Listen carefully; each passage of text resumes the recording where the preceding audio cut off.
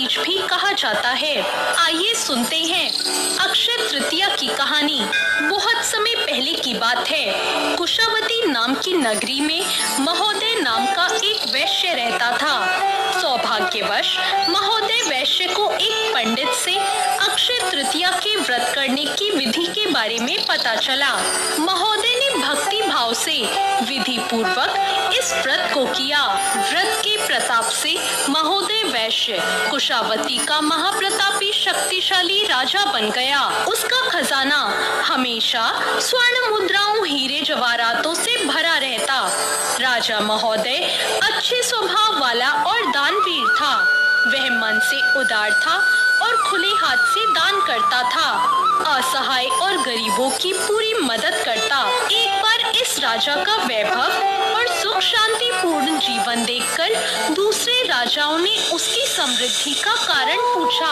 राजा ने स्पष्ट रूप से अपनी अक्षय तृतीया व्रत की कथा कह सुनाई और कहा कि यह सब कुछ अक्षय तृतीया व्रत की कृपा से हुआ है। राजा की बात सुनकर बाकी राजाओं ने भी अपने राज्य में जाकर विधि विधान से अक्षय तृतीया का पूजन और व्रत किया और साथ ही प्रजा को भी ऐसा करने को कहा। अक्षय तृतीया व्रत के प्रभाव से उन सभी के नगरवासी वैभवशाली और सुखी हो गए। हे अक्षय तीज माता, जैसे आपने उस वैश्य को वैभव और राज्य दिया, वैसे ही अपने सभी भक्तों को धन धान्य और सुख देना। सब पर अपनी कृपा बनाए रखना। तो ये थी अक्षय तृतीया की कहानी। अक्षय तृतीया यानी आखा तीज के दिन देवी लक्ष्मी नारायण की पूजा की जाती है। पूजा विधि इस प्रकार है। सुबह नहाकर स्वच्छ वस्त्र पहने।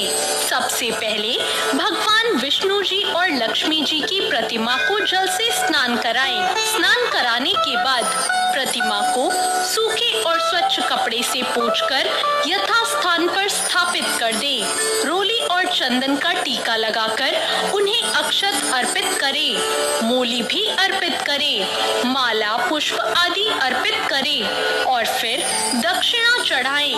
भगवान को तुलसी दल और नैवेद्य के रूप में मिश्री और भीगे हुए चनों का भोग लगाएं। अगर आपने खिचड़ा बनाया हो तो तुलसी का पत्ता डालकर उसे भगवान को अर्पित करें। पान, लौंग, इलायची आदि भी अर्पित करें। पूजन के बाद अक्षय तृतीया की कहानी सुने। धूप दीप से आरती करें। यथा संभव हो तो ब्राह्मण को भोजन करा के उन्हें दान दक्षिणा दे। तो ये थी